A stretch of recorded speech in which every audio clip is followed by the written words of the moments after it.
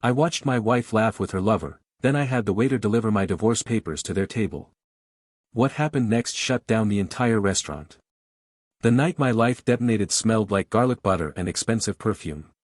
From my corner table near the bar, I watched my wife, laugh at a joke another man whispered in her ear. Her name is Madison Clark, but everyone calls her Maddie.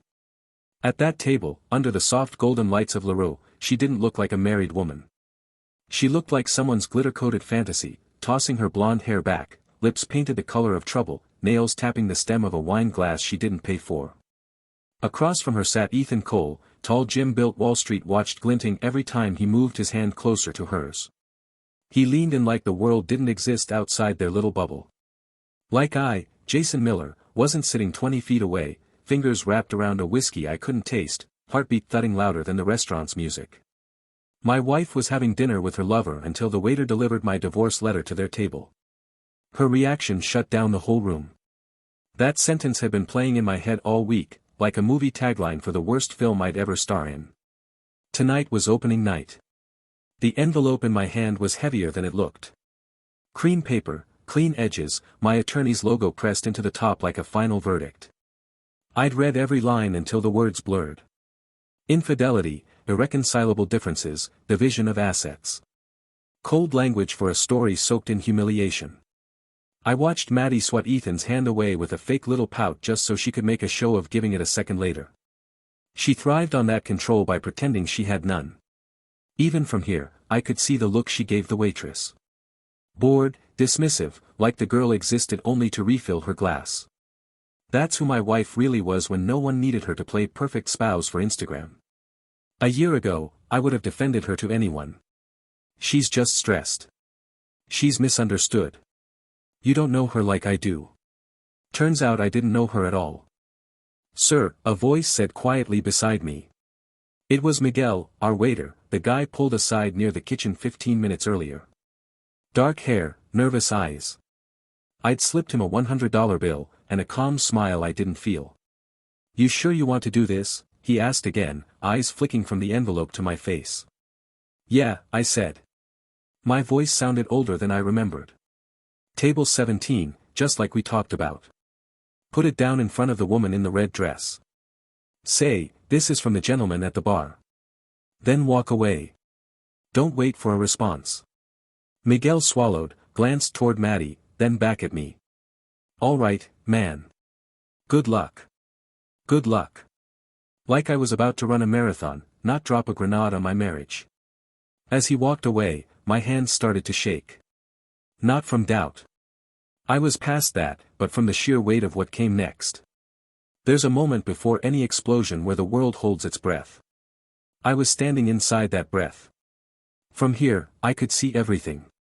The way Maddie's lipstick stained her wine glass. The way Ethan's hand rested casually on the table just close enough that her fingers could accidentally brush his. The way she threw her head back when she laughed like the universe owed her entertainment. She had no idea. I didn't always hate her. You know, I loved this woman once so fiercely it scared me. I've got memories of us lying on the floor of our first crappy apartment, eating takeout straight from the containers, planning a future that now exists only in paperwork and deleted photos. I remember how she used to curl against me at night and whisper, "Promise you'll never leave me, Jace." Funny how the one begging you to stay can be the first to walk out emotionally. Miguel reached their table. I watched them place their drinks down with practiced ease, then slipped the envelope onto the white tablecloth like it was just another check. Maddie barely glanced at it first. She was too busy showing Ethan something on her phone, her nails flicking across the screen like she was conducting an orchestra. Then Miguel said the line. I read his lips from the gentleman at the bar. Maddie's smile froze. Her eyes slid past Ethan's shoulder. Scanning the room lazily until they landed on me. For a split second, our gazes locked, I saw her pupils tighten, her posture stiffened. She blinked once, twice, like she was rebooting. I lifted my glass in a slow, almost casual toast. Her lips parted, not in guilt, not in apology, in anger, pure offended anger, like I was the one caught doing something wrong. That was Maddie's special talent.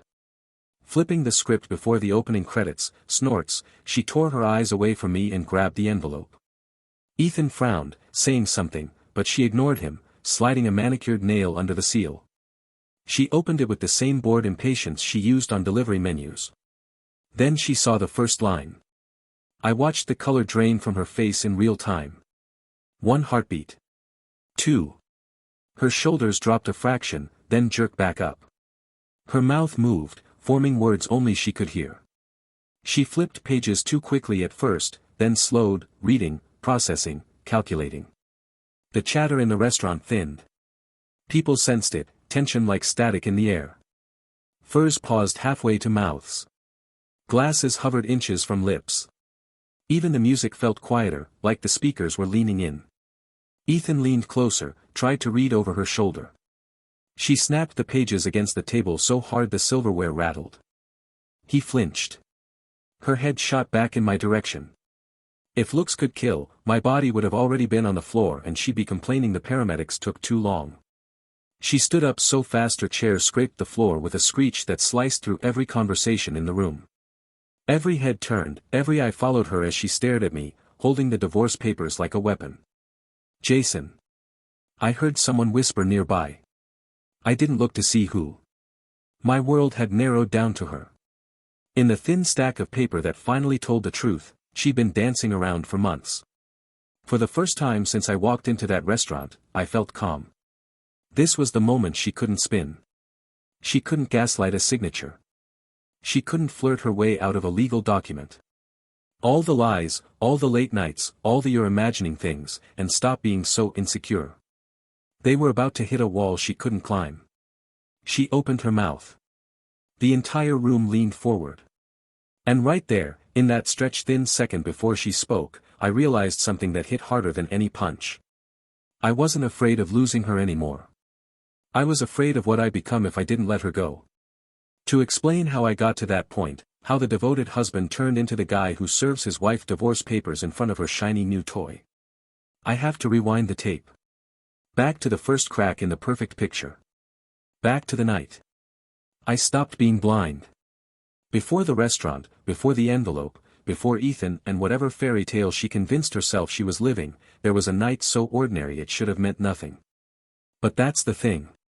Betrayal rarely starts with fireworks.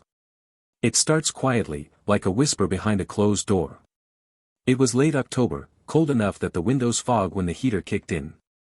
I remember walking into our living room and seeing Madison sitting on the couch, phone angled against her leg like she was protecting it from sunlight. She jumped when she heard me, then forced a smile so sugary it could crack a tooth. You scared me, babe. She laughed, pressing the power button so fast you'd think her phone was allergic to oxygen. Madison never jumped. Madison didn't get scared. She caused fear. She didn't feel it. That was crack number 1. At the time, I brushed it off. Work stress. I told myself, women are allowed to have privacy. Don't be paranoid, Jason. I've been conditioned to doubt myself long before I learned there was a reason not to trust her. The second crack came a week later. She was getting ready for a girls' night, wearing a dress I'd never seen before. Tight red, the color of warnings and fire alarms. She stood in front of the mirror like she was auditioning for a role only she knew existed. Why? I asked where she got the dress. She didn't even blink. Oh, this old thing. I've had it forever. She had not. I would have bet my life on that. And funny enough, I eventually did. Then came the smell. A cologne I didn't recognize lingering on her hair some mornings. Not cheap, not subtle, not mine. Don't be weird. She'd snap if I asked about it. My boss hugged me goodbye. Are men not allowed to exist anymore?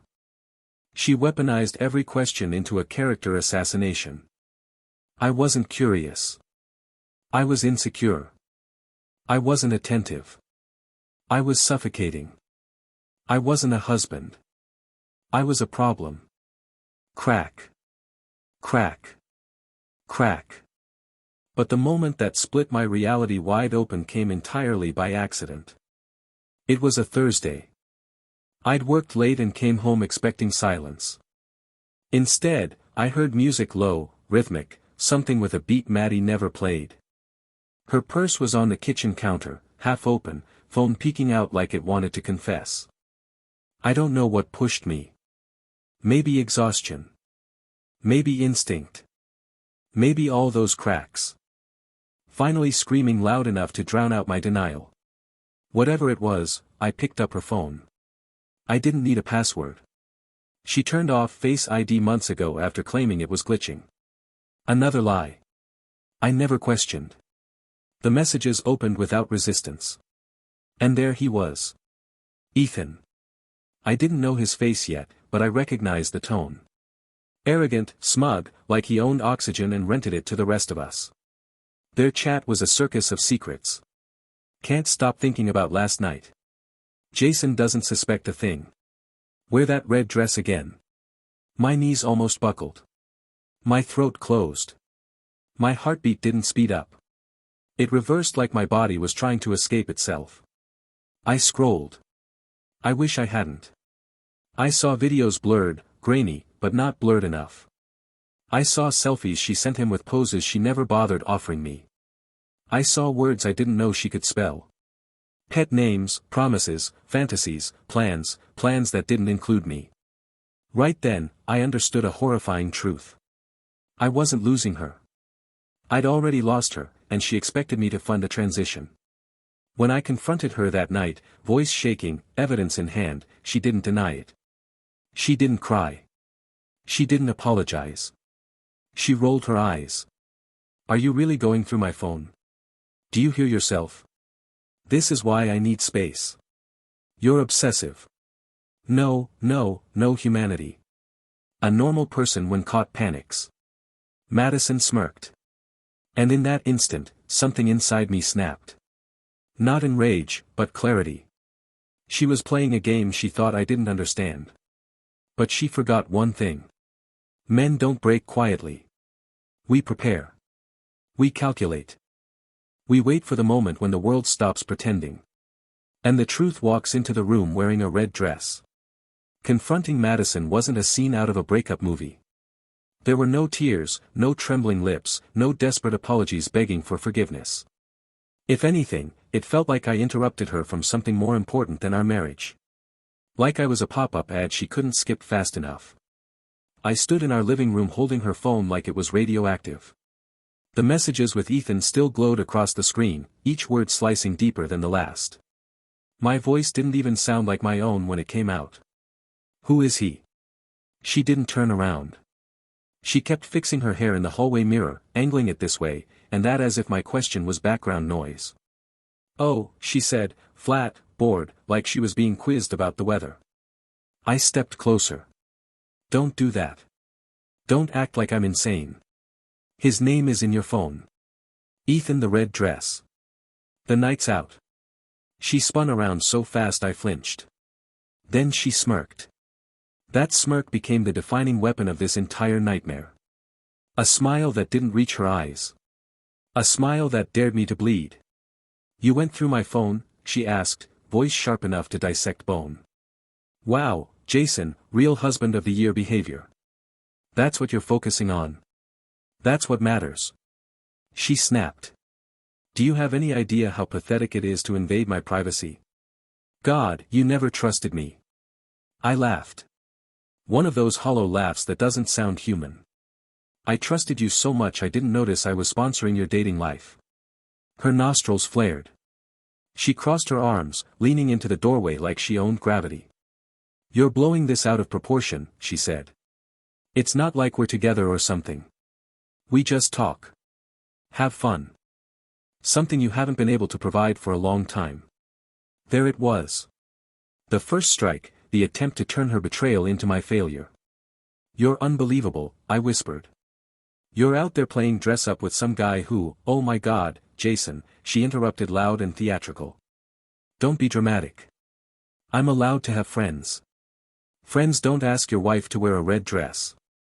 Friends don't send winking emojis at midnight. Friends don't leave cologne on her skin. But she wasn't done. You want the truth? She asked, voice dripping venom. I like attention. You used to give it. Now you don't. I got tired of feeling invisible. Invisible. Invisible. Invisible. Funny how I gave her everything. Money, time, a home, and somehow still didn't exist in her world unless I was paying for it. So that's your justification? I asked quietly. You felt bored, so you shopped for a replacement husband. She rolled her eyes, brushing past me like I was furniture blocking her path. I don't need this conversation, she said. You're insecure, jealous, paranoid. If you didn't act like a child, maybe I wouldn't need someone else to talk to. Someone else. Not something that accidentally happened. Something she needed. My voice cracked. So you admit there's someone else? She paused, hand on the doorknob, and turned her head just enough for me to see the cruelty in her smile. I admit, she said slowly, that other men know how to treat me properly. That was the second the marriage died. Not when I saw the messages. Not when I smelled another man's cologne. Not when she lied. It was when she chose disrespect over remorse. When she weaponized her betrayal and pretended it was my fault for not applauding her. I took a step back. Something inside me calcifying into something colder, something sharper. I didn't yell. I didn't break anything. I didn't even cry because right then I understood something terrifying. Madison wasn't sorry because Madison didn't think she'd done anything wrong. In her mind, she was the protagonist of her own glamorous story, and I, her husband, was just an extra whose dialogue could be cut at any moment. Her last words before slamming the bedroom door echoed through the house. Grow up, Jason. You can't handle a woman like me. She was right. Eventually, I wouldn't handle her at all. I let the legal system do it for me. After that confrontation, something shifted inside me. Not like a sudden explosion, but more like a fuse burning quietly toward a bomb no one else knew existed. Madison went about her days as if nothing had happened. As if she hadn't just gutted our marriage with a smile and walked off to do her hair. That was the most disturbing part. She didn't hide anymore. She didn't whisper. She didn't pretend. She behaved as if cheating was her hobby. And I was a nuisance interrupting her weekly schedule. The next few weeks became a masterclass in psychological warfare. Madison came home later. She answered calls right in front of me, letting the phone ring 3 times before picking up, just long enough to make sure I heard Ethan's voice leaking through the speaker like poison. She started wearing heels on days she worked from home. She laughed louder, smiled more, and carried herself like a woman who thought she had leveled up. And me, I became invisible. But here's the irony. Being invisible gave me clarity. When someone stops pretending, you get to see who they truly are. And Madison revealed herself piece by rotten piece. One night, she came home at 1:37 a.m. I remember the time because I had been sitting at the kitchen table with a cold cup of coffee and a colder heart. She stumbled in smelling like expensive whiskey and someone else's cologne, her lipstick smudged, hair a tangled mess of lies. She dropped her purse on the counter, then froze when she saw me. Oh my God, Jason. She groaned dramatically, rolling her eyes. Are you waiting up like some sitcom dad? This is embarrassing. Where were you? She kicked off her heels, wobbling slightly. Ow. Does it matter? You're not my parole officer. It matters when you come home looking like that, I replied. She laughed. Not a giggle, not a chuckle, a sharp, cruel laugh like she was amused. I still cared. You're jealous. She sang. It's cute. Pathetic, but cute. Then she walked past me, brushing her shoulder against mine as though she was pushing an object out of her way. In that moment, I realized something. Madison didn't want a husband. She wanted an audience. She wanted someone to watch her sparkle while she collected attention like trophies. She wanted praise for every lie, applause for every betrayal. She didn't want love. She wanted validation, but validation wasn't enough anymore. Not when she had someone who treated her like a shiny toy with legs. The breaking point came 2 days later. I was leaving for work when a message popped up on her home computer. Madison had forgotten to close her cloud account. A file label plans caught my eye, bold, uppercase like a headline. I opened it. It wasn't a fantasy. It wasn't flirting. It was a blueprint. A timeline of her exit strategy. She had been preparing to leave me for months, calculating what she would take, how she'd split assets, who she would blame, which lies she would tell. Ethan wasn't a fling. He was her upgrade. I wasn't a husband. I was a stepping stone. She was already wiping her shoes on. That's when the anger stopped burning hot and turned cold. Cold enough to think clearly. Cold enough to plan without shaking, without crying, without begging. I printed the file. I placed it gently on the table. And for the first time, I smiled, not because I was okay, but because I finally understood the rules of her game. She thought betrayal was her weapon. She had no idea I was about to turn into mine. That night, Madison strutted into the house like she owned the place. She didn't notice the papers on the table until she nearly knocked them over with her purse. She glanced down, her eyes narrowed. "What's this?" I nodded toward them. "Your future." She scoffed. "Don't be dramatic." "No, you dramatic starts tomorrow." She didn't know what I meant, but she would. That was the moment I decided. I wouldn't yell. I wouldn't break things. I wouldn't crumble. I would dismantle her fantasy with silence, paperwork, and precision. The fuse had reached the bomb. It was time for the explosion. The thing about people like Madison is they believe they're the smartest person in every room. They think every lie they tell is a masterpiece. Every secret they keep is a treasure no one else can find. Every move they make is a checkmate long before the game begins. But there's a flaw in that kind of thinking. When someone thinks you're beneath them, they never notice when you rise. I didn't confront her again. I didn't accuse. I didn't question her whereabouts or her phone or her clothes. I stopped reacting. And that terrified her more than any argument ever could. People like Madison feed off attention. When I stopped giving her emotional fuel, she started stumbling. Her insults became sharper. Her lies more desperate. Her behavior recklessly bold, as if she was trying to provoke me into being the villain of her story. But villains are loud. Revenge is quiet. I spent the next weeks gathering evidence. Not rumors, not suspicions, not feelings. Evidence, bank statements, screenshots, video timestamps, GPS logs, witness accounts, copies of her exit plan. Every betrayal she had ever dramatized in secret became ink on paper. My lawyer, Daniel Harper, didn't even bother hiding his admiration.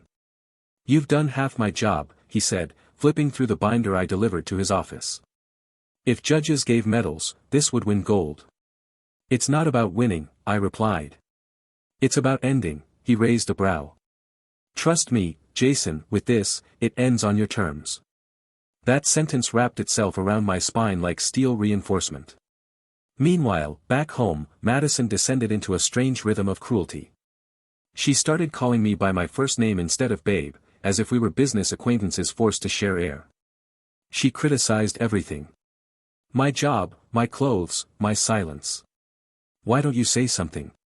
she shouted one night, slamming a drawer. "You just stand there like a ghost. Ghost watch. Go see everything." I said nothing because every word spoken before the final blow is wasted breath. One Friday evening, she announced she was going out with the girls again. She didn't bother hiding her smile. She didn't bother hiding the red dress. She didn't bother hiding the fact. She smelled like anticipation.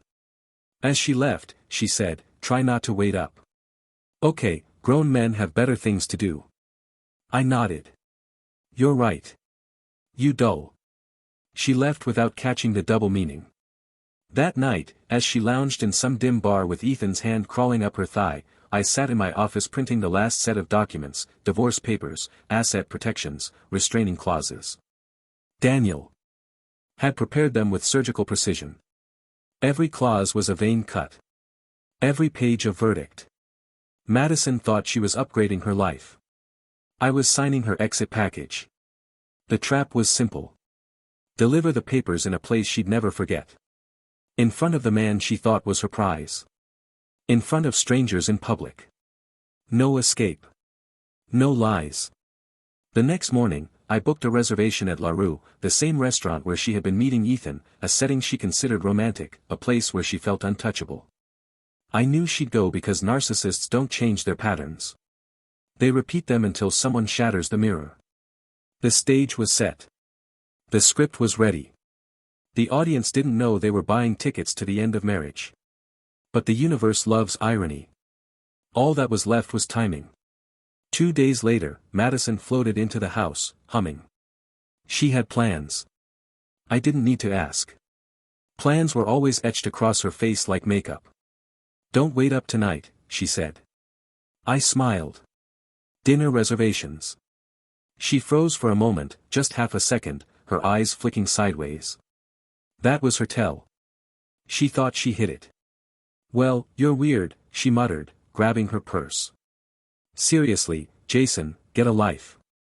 "I've got one," I said softly. "And starting tonight, it won't involve you." She didn't understand. Not yet. But she would. The world was about to watch Madison Clark learn something she never believed.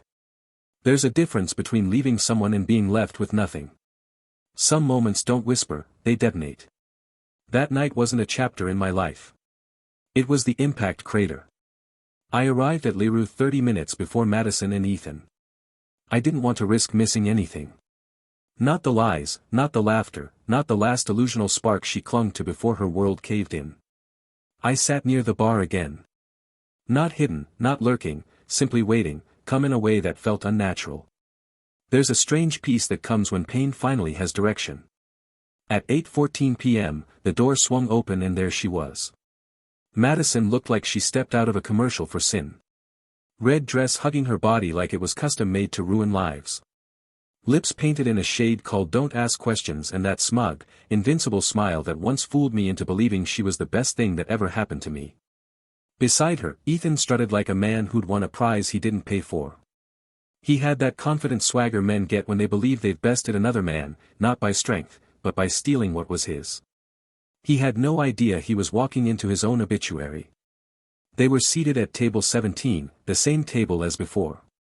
Of course they were. People like Madison don't change patterns. They reenact victories until the ground collapses under them. I watched her lean in, her fingers grazing Ethan's wrist, her laugh calculated and sharp enough to be heard over the hum of voices. She looked free. Wildly, arrogantly free. Free of responsibility. Free of consequences. Free of me. Perfect. I signaled the waiter. "Miguel again." He recognized me instantly and nodded. We both knew what was coming. He approached me with a whisper. "You sure?" I didn't blink. More than ever. Madison had chosen her battlefield. I had chosen mine. Miguel carried the envelope. Thick white official, not just divorce papers this time. Oh, no. These documents outlined asset freezes, proof of infidelity, evidence strong enough to torch her chances of alimony, spousal support, or even half the damn couch. Madison wasn't just losing me. She was losing the future she planned with Ethan's compliments and my bank account. Miguel reached the table. This time, Madison barely looked at him. Because why would a queen acknowledge a peasant? He placed the envelope gently between the wine glasses, then said the line I'd rehearsed in my head for weeks. From the gentleman at the bar, Madison's fork froze mad. Ethan frowned slowly, like a horror film actress, realizing the mirror isn't empty. She turned her head toward me. Our eyes locked. I lifted my glass again. The universe went silent, as if every molecule paused to witness her downfall. She reached for the envelope. Not with caution, but with irritation. Like she was swatting away a fly. She tore the seal, skimmed the first page, and then her face fell apart. Gone was the queen. Gone was the smirk. Gone was the woman who strutted into this place, believing she owned fate. Her jaw tightened, her fingers trembled. She flipped the pages faster, her breath sharp and uneven. Ethan leaned closer, confusion morphing into panic as he read over her shoulder. He whispered something. Madison snapped at him. Loud. Too loud. Heads turned. Forks paused. Conversations died. Then she stood like before. But this time, her body didn't move with confidence. It moved like prey. "Jason." She hissed, voice cracking. "What is this?" I didn't answer. She wasn't asking for clarity. She was asking for survival. Her voice rose. "You can't do this. You can't." "Jason, talk to me." Ethan stood next to her, face pale. He looked like a man realizing he hadn't seduced a wife. He'd robbed a bank guarded by explosives. "Sit," I said quietly. The entire restaurant heard it. And she did. Madison, self-proclaimed queen of her own universe, sat because someone finally refused to orbit her. Then I walked toward them, papers in hand, and placed the final nail in her fantasy. I stirred my coffee like she wasn't even in the room. She stepped closer. "Do you understand what you've done?" Finally, I looked at her. "Yes," I said. "I stopped being your doormat." She blinked rapidly like a glitching machine trying to reboot. "I was confused," she stammered. "I made mistakes. You blindsided me. We could have worked this out privately." "Privately?" I laughed. "Your betrayal wasn't private." That hit her like a slap because the truth always has perfect aim. Her posture softened, not out of remorse, but strategy. Madison didn't feel regret. She felt consequence. "You can't just destroy my life because you're hurt," she whispered. I leaned back in my chair, studying her like an artifact I no longer needed. "I didn't destroy your life," I said. "I exposed it." For the first time since I'd known her, Madison didn't have a comeback. She just stood there breathing hard, hands shaking. Not from guilt, from the terror of losing control. "You're not thinking clearly," she tried again, voice brittle. "We were good once. You love me." Yeah, I had loved her deeply, blindly, recklessly. But love without respect isn't love. It's self-harm. I walked past her, opened the front door, and gestured outside. "Leave." Her mouth fell open. "You can't be serious." I didn't raise my voice. I didn't threaten. I didn't explode. Power isn't volume. Power is certainty. "Leave," I repeated for a heartbeat. She hesitated, eyes scanning the room like she was trying to anchor herself to something she still owned. She found nothing. Madison stepped outside. The door shut behind her with a click so gentle it felt like a period at the end of sentence I'd been rewriting for years. That was the moment the emotional fallout began. Anger left first. It didn't explode. It evaporated. Then came grief. Not for Madison, but for the man I had been before her lies turned me into someone who doubted his own reflection. Sadness came next. Not because I missed her, but because I realized how long I had lived in a house built on gaslighting and silent wars. But underneath all of it, something else emerged. Something quieter, heavier, and more dangerous. Peace. Peace is not soft. Peace is sharp. Peace is knowing there's nothing left to fight for. Peace is signing papers that don't break you. Peace is waking up without checking someone's mood first. Peace is being alone without feeling abandoned. I sat on the couch later that night, hearing nothing but the hum of the refrigerator, and it struck me. The silence didn't hurt anymore. It healed. It wasn't empty. It was mine. People say time heals everything, but that's a lie. Time doesn't heal. Time exposes. It peels back layers of denial until only truth remains. And the truth is this. I didn't escape Madison. I escaped the version of myself who believed her behavior was love. In the weeks that followed her departure, my life didn't suddenly become perfect. Healing wasn't a cinematic montage with gym sessions, new clothes, and inspirational music. Healing was quiet. Healing was mundane. It was brushing my teeth without wondering if someone else's cologne was on my wife's skin. It was making dinner without checking my phone every 10 seconds. It was sleeping without dreaming of red dresses and whispers behind doors. The house changed, too. Her shoes disappeared from the doorway. Her perfume finally faded. The silence that once felt suffocating became a luxury I hadn't known I needed. At first, I didn't know what to do with that silence. It sat beside me like an unfamiliar roommate. But eventually, I realized something. The silence wasn't empty. It was peaceful. For the first time in years, I heard my own thoughts without them being cross-examined by Madison's ego. I won't pretend I was innocent in everything. I made one grave mistake. I mistook chaos for passion. When Madison was unpredictable, I thought she was exciting.